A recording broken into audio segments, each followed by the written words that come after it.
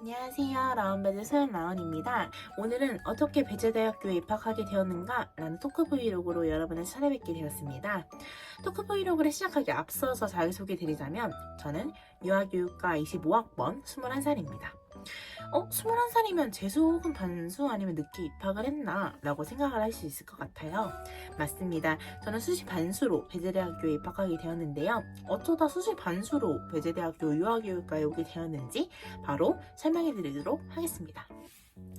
저는 중학교 1학년 때부터 고등학교 3학년 총 6년간 유아교육과를 준비해왔습니다. 누군가를 가르친다는 직업이 매우 빛나 보였고 이후 교사라는 꿈을 갖게 되었는데요. 그러다 중학교 2학년 때 교회에서 유치부 교사로 봉사를 시작하게 되었고 유아와 상호작용을 하게 되면서 유치원 교사라는 정확한 꿈을 갖게 되었습니다. 이후 고등학교 올라가게 되었는데요. 저는 인문계고가 아닌 특성화고로 진학하게 되어서 학종과 같이 생활기록부를 통틀어보는 전형에는 지원이 어렵고 오로지 교과, 지역인재, 특성화고 그리고 면접 전형으로 대학을 지원해야 했어요. 특성화고 같은 경우에는 저희 학교만 그럴 수 있는데 흔히 말하는 세특, 세부특기 사항을 저희가 직접 작성할 수가 없어서 학종으로 지원한다고 하더라도 떨어질 가능성이 매우 높았습니다. 그래서 저는 오로지 성적을 올리겠다는 다짐으로 열심히 공부를 했고 최종으로 2등급에서 3등급 정도로 성적을 맞추었습니다.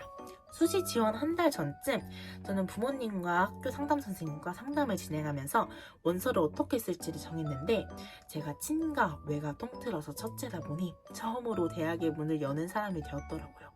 그래서 온 가족이 저의 대학 진학에 관심을 가졌고 유아교육과는 그만큼 저에게 점점 멀어지더라고요.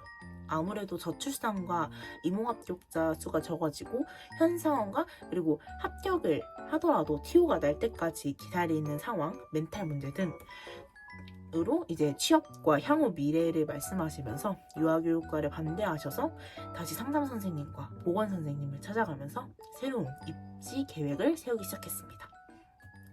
그래서 저는 수시카드 6장을 작업치료과, 물리치료과, 상담심리과, 사회복지과, 전문대까지 포함하면 언어치료, 치위생, 보건, 행정, 간호학과 이렇게 적었던 것 같아요. 제가 대학 수시를 넣을 땐 물리치료과가 유행했어서 물리치료과 떨어지고 다른 건 다 붙었습니다.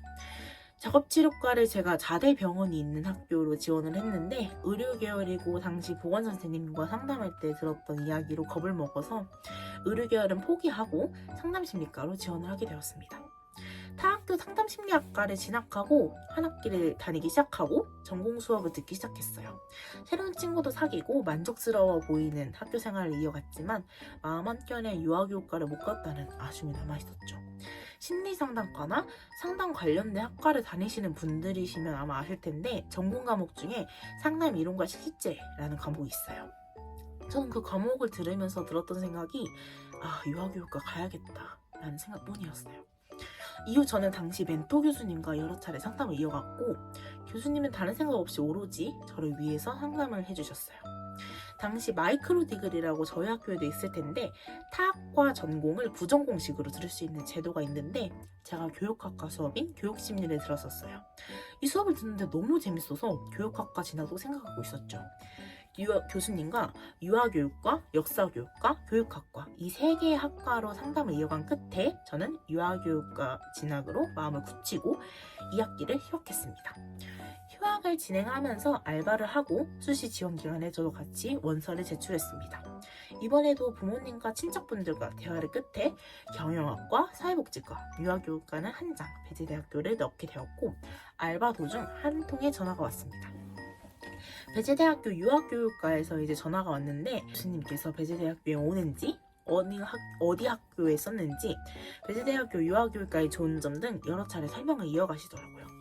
저는 이 전화를 끝으로 부모님께 유아교육과 진학을 설득하였고 합격 발표와 동시에 장학금으로 총장님 장학금을 받게 되었습니다. 부모님께 이 장학금 이야기도 하면서 설득한 끝에 저는 배재대학교 유아교육과에 입학하게 되었습니다. 이 영상을 통해 여러분들께 이 말을 전해드리고 싶어요. 저는 상담심리학과에서 이제 유아교육과로 오게 되었지만 한 학기를 다니면서 배웠던 내용들이 유아교육과에서도 배우는 내용과 겹쳐서 조금은 편하고 유익했던 점이 있었어요. 하지만 아무래도 1년을 소비했다 보니 제 또래 친구들보다 1년 늦어진다는 게 아쉽긴 하더라고요. 그래서 여러분들께 해드리고 싶은 말은 취업 여부와 상관없이 원서를 지원하셨으면 좋겠다 입니다. 어느 학과를 가던 취업은 본인이 하기 나름인 것 같아요. 자신이 얼마나 노력하느냐에 따라 취업 여부가 결정되는 것 같고요. 취업이 잘 된다는 학과에 가더라도 노력을 안 하면 취업을 못하는 건 똑같아요. 그래서 수시카드는 6장이니까 한 장 정도는 취업 여부와 상관없이 자신이 원하는 학과, 학교를 적어도 좋을 것 같다고 말씀드리고 싶습니다. 네, 저의 어떻게 배재대에 오게 되었는가는 여기까지였습니다.